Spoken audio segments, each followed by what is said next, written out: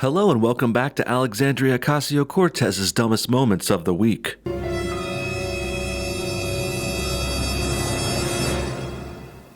Well, today we turn back to AOC, and it's actually quite stunning how bad her latest policy proposal and video going along with it actually are. Also, apparently, Cortez thought it would be a good idea to roll out yet another very extensive and overly ambitious legislative proposal, despite her last one failing oh so badly. If you don't remember, earlier this year, Alex presented the Green New Deal to the public, and ever since it came out, people have been laughing about it for being so unreasonable, over the top, and misleading, and just simply put, it's a bad idea. In fact, the Green New Deal did so badly, not one person in the Senate voted in favor for it. But despite this big failure that everyone knows about, and how the Green New Deal was tore down into oblivion, well, regardless, AOC and other progressives supporting her, they're soldiering on, and they're sticking with promoting the Green New Deal sometimes too, as if it was actually a good idea that people were interested in at all. AOC and the Democrats have sort of adopted this idea of let's fake it until you make it, a strategy they've been going with lately, certainly. They do this despite failing and getting owned time and time again, and they just keep pressing forward pretending nothing even happened. Lexi's new massive plan to supposedly address poverty proves that's still their strategy too. You'd think someone who failed so miserably before might actually reflect upon that and try and do better the next time. In this case, it would have been smarter to wait longer before proposing something else, especially this big. That, and also, they should have reined in the scope of their ideas a bit and tried to focus on one smaller issue that they could actually maybe fix. Instead though, AOC is stubbornly ignoring all of her criticism and pretending she didn't just fail horribly before in front of everyone. And that shows because her new plan is just as big and wide scoped and based on just as much bad information as the last one. So without further ado, let's look at this new video from Now This on YouTube, who happily hosted AOC and promoted yet another one of her comically goofy policy ideas. Check this one out.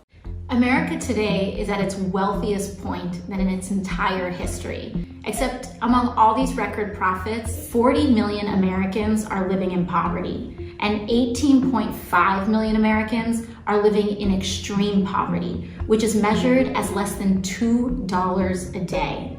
Okay, wow. First of all, this $2 a day poverty measurement is not accurate for the United States at all. You can go panhandling at any freeway for a couple of hours and easily make 10 times this amount, especially if you have a good sign and a positive attitude. Really, there's obviously not 18 million plus people in the United States living off of less than $2 a day. This stat comes from the worldwide statistics and doesn't apply to the US directly at all. Unfortunately, there are a lot of worse, poorer, shittier countries out there that bring this average way down. So with that in mind, what's considered poor in America could be seen as middle class or upper in other places. These things are all relative, but AOC either doesn't understand that or she's purposely misleading us because she wants her new policy proposal to have a more dramatic figure backing it up. And with that part spelled out, she's basically basing this whole policy plan on a lie, or at least on a false assumption. So it just goes to show this whole thing is off to a bad start. Next, let's talk about the cognitive dissonance involved in the first part of her statement here. Alex leads off by talking about how rich America is and how we have so much money, more than most civilizations in world history. Now, this is of course true and it's a good thing, and it's something I've noted before. America's the best, but this is rather odd coming from a Democrat, and an odd way for them to start their presentation. These are the same people who hate America day in and day out. They chastise us for being offensive, racist, or supremacist or something, and they're always calling America out constantly, saying we're a terrible place. But then at the same time, Lexi is also admitting here that our country is very rich, which is a very good thing and not a situation a shitty country would have. And this is also an indirect admission that we are doing well here in the States. We're profitable and there's lots of money to be made here and lots of good industry to support that. But instead of encouraging people to get skills, educations, and to earn themselves higher paying jobs, Alex wants to redistribute other people's wealth because for some unknown reason, she thinks she can spend our money better than we can. Also, another part of the contradiction here that's going over her head is the socialists give away everything for free policy she's proposing. Well, that's going to bankrupt America in a very short amount of time, thus ruining this good run and great amounts of wealth that we've built up here. I mean, why would we dramatically change our systems now anyway? If this is what made us rich and successful and the greatest country in the world, surely it's not a good idea to radically change our current system into a way that will make us poorer and shittier real quick. Finally, before we move on, we need to talk about the sound of this video. If you noticed it like me, Alex's voice isn't sounding completely clear. It sounds sounds like she's in a big open room and it has a lot of echo. That's distracting. It sounds like she's speaking in a cave or something. And that's because not only is she using a cheap microphone meant for YouTubers and gamers, but also she's got the microphone facing the wrong way and probably with the wrong settings on it too. It's totally amateur hour over there in this video today. And when you think about it, if Cortez and her team can't make a proper video or use a simple USB microphone in the right way, do we really think they will do any better at running this country? Needless to say, I don't think I'm going to be listening to a former bartender who can barely read and understand how microphones work. I'm at least not going to listen to her when it comes to federal policies, government, and life-changing type laws and proposals, like what she's going over today. If I wanted advice on how to make a margarita, maybe I'd come to Lexi, but as far as ways to run this country, not a chance. That's why I'm so excited to introduce a suite of legislation, including 5 bills and 1 resolution that begins to chip away at our issues of economic injustice.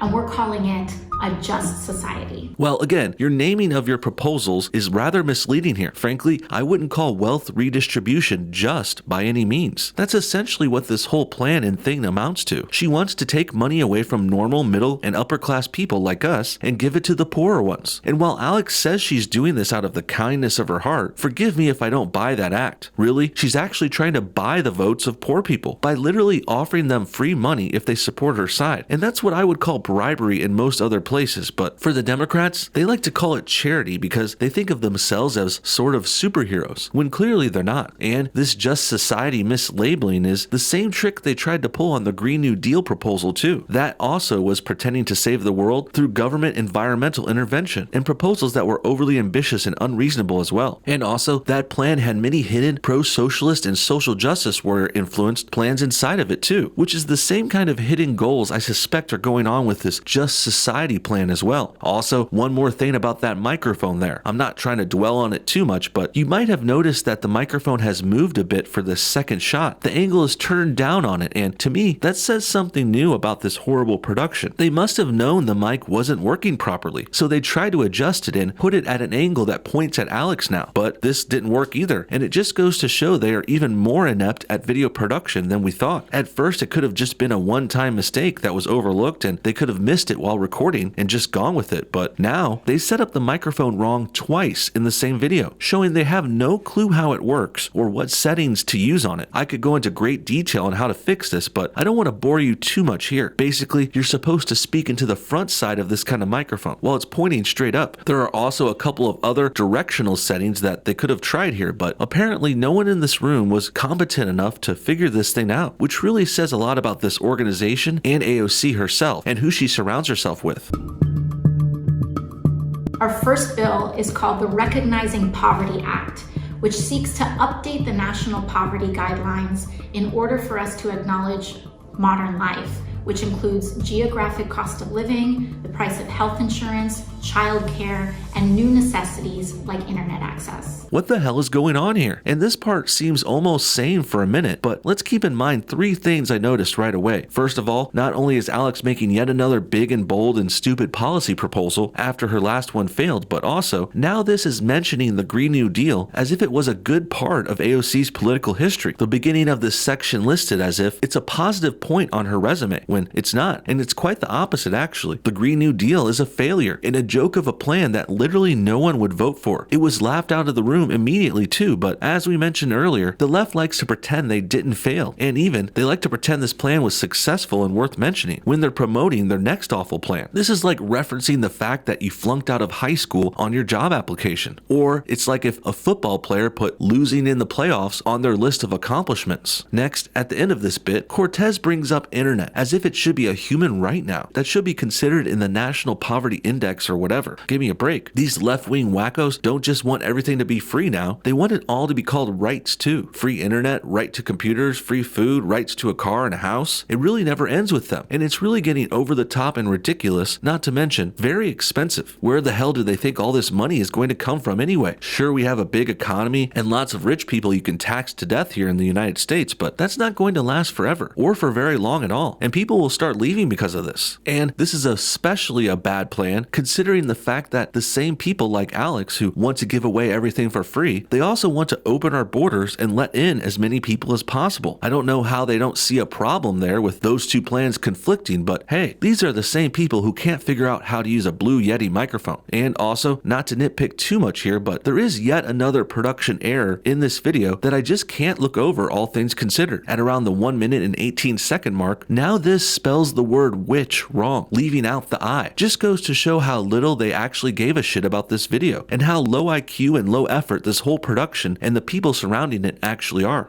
Our second piece of legislation is called the Place to Prosper Act, which creates a national access to counsel fund for all renters in America who are currently facing eviction. A just society treats housing as a right, not a privilege. Rights to housing, rights to internet, rights to birth control. Where does this all end? I don't know about you guys, but I don't think the founding fathers had all this in mind when they wrote the Constitution or the Bill of Rights. The actual rights that they gave us and the ones we should have are more like freedoms than rights, and they're promises that the government and others won't infringe on our free will. Freedom of speech, freedom of religion, freedom of press. These are the real rights that we have as Americans. So where does free apartments and Google searches fall into this? Really? The left thinks everything should be free, and everything should be a right too, because they're very entitled and greedy assholes, and they think everything should be handed to them just cuz. And well, in this country and in the real world, that's not going to happen. And you have to work and earn things like a place to live, and you have to pay for luxuries like online shopping and social media. I know millennials like AOC think they can't live without Facebook or Twitter, but believe me, it is possible. Despite Alex virtually living on the internet, constantly tweeting every hour of the day in order to get her ass pats and endorphin rushes, well, despite that, I assure you, you can live without these luxuries, despite liberal psychos trying to tell you otherwise. Sure, housing is a lot different than this, but it's also a lot more expensive and extensive, and it's certainly not something we want the government to be more involved in. The government can barely handle our mail, our driver's licenses, and passports. So do you really think they could be in charge of all the housing in all the country? Imagine how slow, shitty, and overcomplicated that will get. One day, with this process, we'll all be living in lightless tube coffins like those ones you see on TV, and we'll also be eating bugs 3 meals a day in no time too, if AOC has her way. Finally, a just society is a participatory member in our global community.